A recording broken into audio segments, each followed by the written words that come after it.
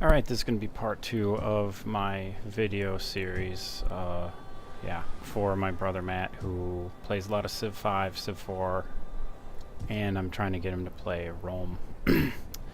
Total War 2, because it came out for Mac and it's awesome. So the last video was super long and probably pretty boring, but I think he sat through it, so you may be into sitting through this one.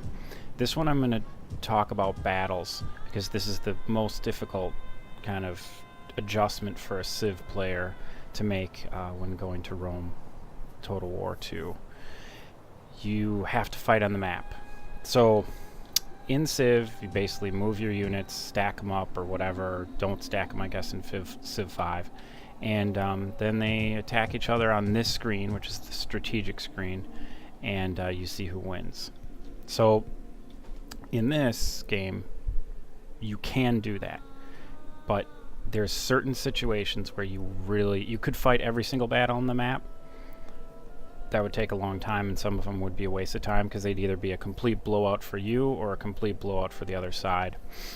Those you probably want to avoid, but there are some times where the computer tells you that you should just let the computer run the battle because you're going to lose or win, and things happen that aren't favorable. So I'm going to talk about a couple things here about when to actually fight, and then I'm going to show a battle. So this is the end of my campaign. You can see I've taken over most of Gaul. I have taken over the entire Persian Empire. Everybody that's down here is either one of my satrapies or allies or something. That took a long time. I have the Persians as a client state here. They are super uppity, but anyway. So this is very late game. I'm about to win the campaign. I think all I have to do is there's something I have to take over here. I've taken Bosporus, and most of these are my client states. Carthage is still around, but they kind of came back later. And I don't want to get into this too much, but you can see I've got legions all over the place, but I've pretty much subjugated all of the Persian Empire, Greece, most of Thrace, and starting to work on Sarmatia and into the larger areas in Germany. But I don't need to win the game to do that, and I wasn't going to, in this campaign, take over everything. So, all right. So I've got some armies here going to England, and so that turns over. I think I have to save here. Sorry. So I'm looking for a battle that I can fight that's nearby where my legions are. And it looks like Smartia here, so I've just taken this, and I could go over here. So I'm just going to go over here, and I don't think I'm going to be able to make it this turn. And I'm looking for a fight. So you can see when you have a big empire, you've got a lot of legions everywhere, and a lot of provinces that you control and provinces that you are trying to take over. So these are actually allied, even though they hate me completely.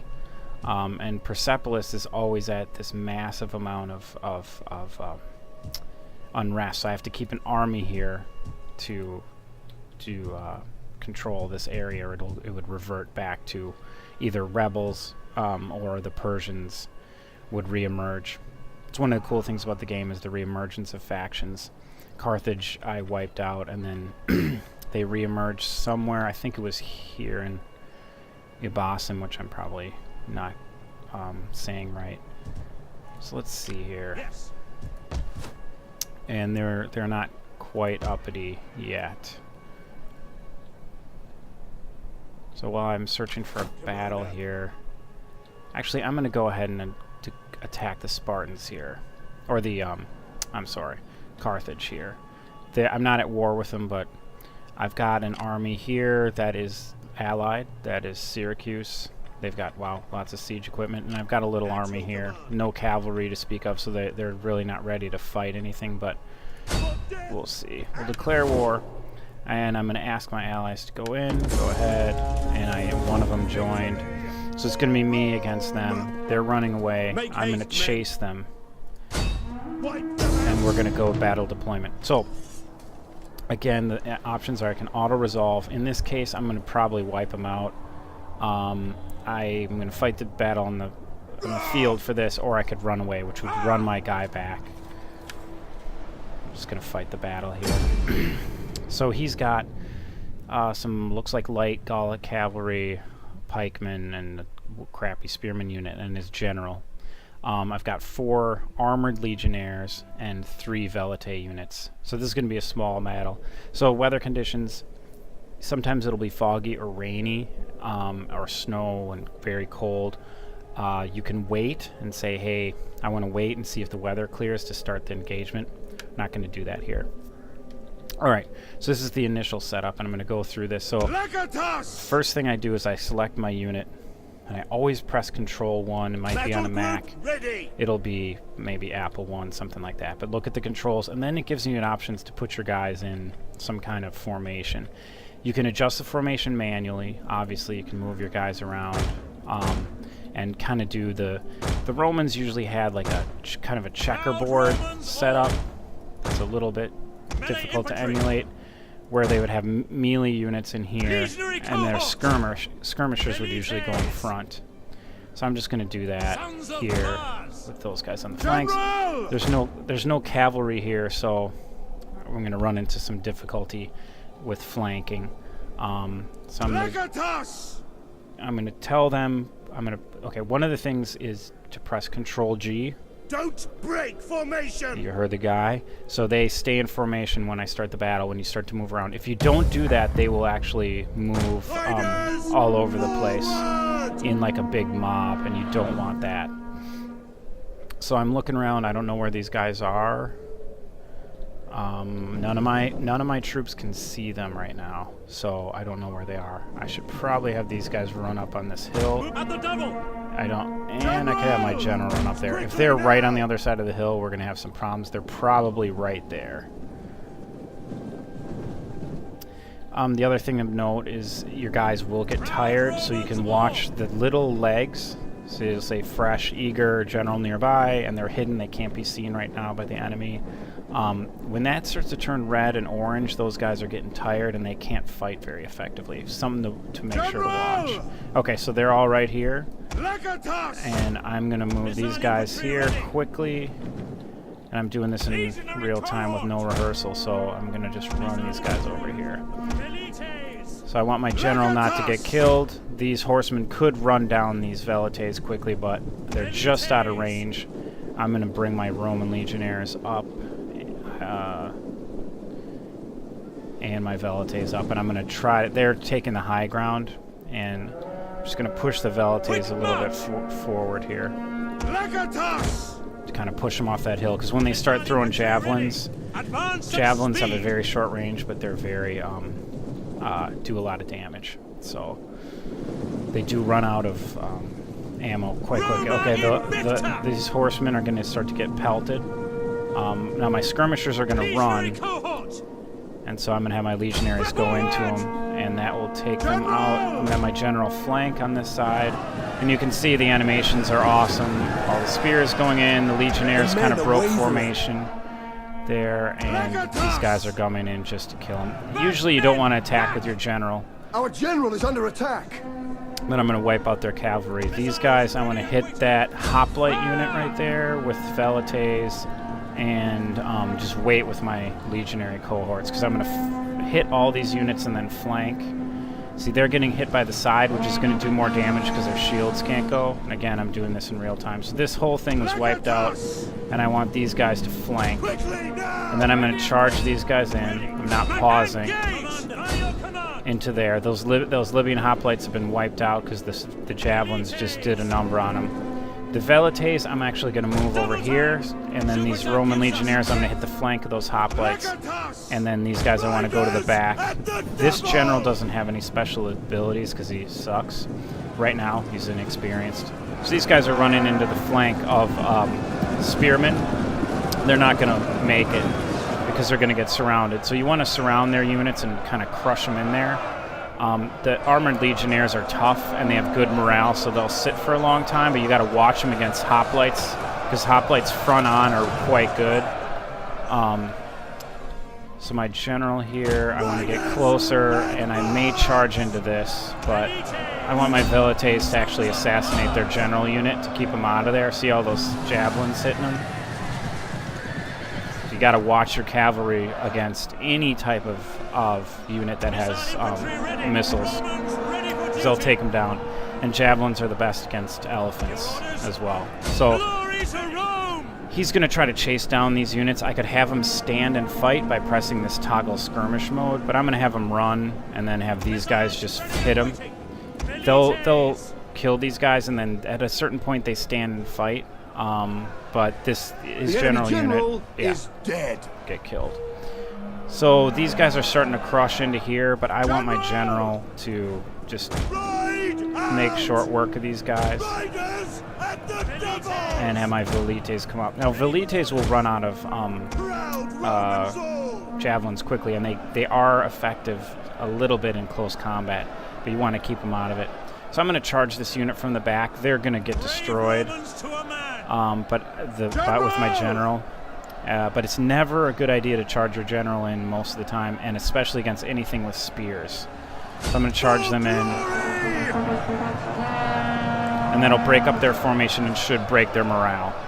And look, you can see with the flags, when they start to blink like that, they're running, and now they're broken. So your guys will pursue. You don't want your legionnaires running after stuff. So now everyone's broken. So that's the end of the battle.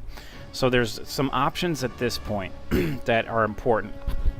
When you're trying to wipe out an enemy army, sometimes there'll be pieces of that army that get away that you can't get to, but if you've got cavalry or war dogs or something, that you can chase down the enemy and kill all of their units, because that army will still survive if it has a certain amount of guys left, and then it can plague you later because they can, refresh their units and all that stuff, especially if you're fighting on enemy territory. So you may want to press continue here. I'm not going to do it because it takes a while, and run down the enemy. Your legionnaires are not good for this. Your Velites can be okay if they, especially against hoplites and whatnot, all because they're slow. They've got all that armor and that huge shield that they carry, and their spears, which they probably dropped. But if you have cavalry, any type of light cavalry, heavy cavalry, even skirmish cavalry, you can ride down the enemies and just try to kill as many as possible. That can help you in the campaign game. So I'm going to end the battle here. And I'll just save the replay for fun, so I can look at it later and maybe do another video about it more close up. So end battle, it'll tell you the tail of the tape. Decisive victory, so I lost very few here. Lost some legionnaires and some Velites, a couple cavalrymen, and he was completely wiped out except for the one unit right here of the Gaulish mercenary cavalry, it looks like. So Carthage won't be happy about that, but they should probably beg for peace at this point. Now my ally... Okay, sorry. At this point you can either let the captives go, enslave them, which will actually add slaves to the province that they're in or near, or kill them. I'm just going to release them. It gives you kind of a bonus with diplomacy later, and killing gives you a negative, and enslaving is kind of neutral. If you enslave too much, you're going to get a slave revolt, which you can pretty easily crush, and they're kind of fun, so I say bring it on, Spartacus. Is that all? Yeah. So my guy got some XP here. He's a newbie, so I'm going to give him the warrior, and his household grows, and I'm going to give him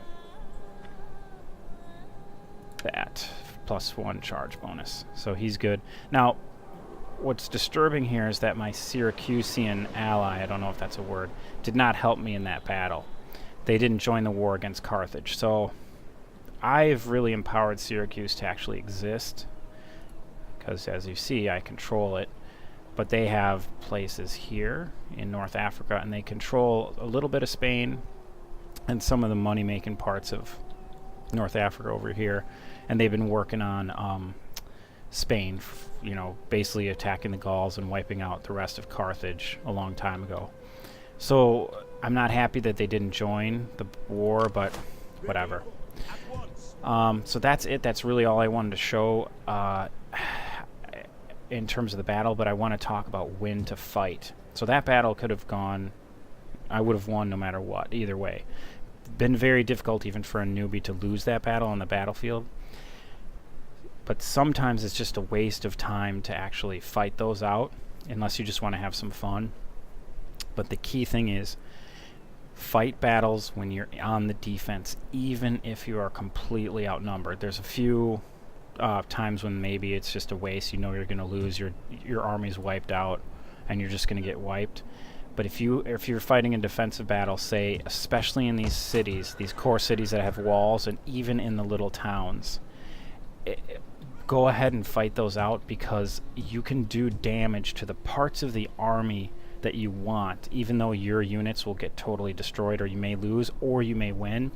Say you have a huge cavalry army with just a few infantry, and you know you have a walled city nearby that they're going to come after next.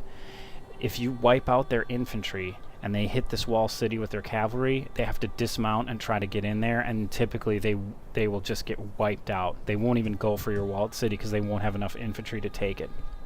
And if there's units that you know you want to hurt real bad or get rid of, like, let's see, who's dangerous? Obviously legionnaires from the Romans, and some of the Macedonian and Athenian hoplite units are nasty. And there's a lot of the Persian units in terms of their cavalry that are really nasty. Their infantry is fairly weak, though, for the most part. So you may see, the computer may tell you when you're on the defense that, hey, don't fight this battle, just let it auto-resolve because you're going to lose. Try those out as much as you can, because you can, especially on sieges, the AI pretty much knows what it's doing in certain ways, but it can get befuddled. And then in terms of town attacks, you can really score some damage to the enemy armies to stop their advance. So if you're in, like, you know, these little towns were probably fought over, like this one here, probably 20 battles or something in this spot over this little town, and I would try to draw them in here to attack it, and then just wipe them out, because you can, especially with legionnaires and everything, you can corner them in little parts of the town, and they're going up against heavily armored infantry with good morale.